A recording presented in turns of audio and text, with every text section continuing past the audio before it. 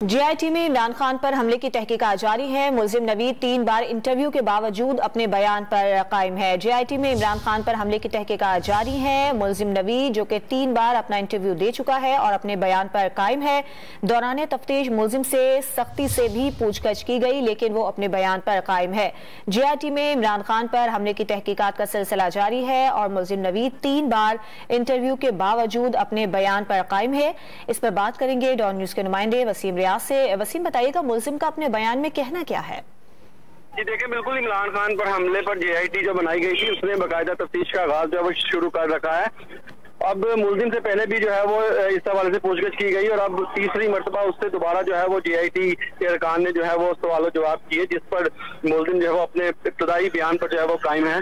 Police JIT के जो अरकान है उनकी तरफ से सख्ती से भी जो है वो इस हवाले से पूछा गया, लेकिन जो मुल्जिम है नवीद उसका अपना पहला बयान जो था उसी पर वो अभी तक कायम है।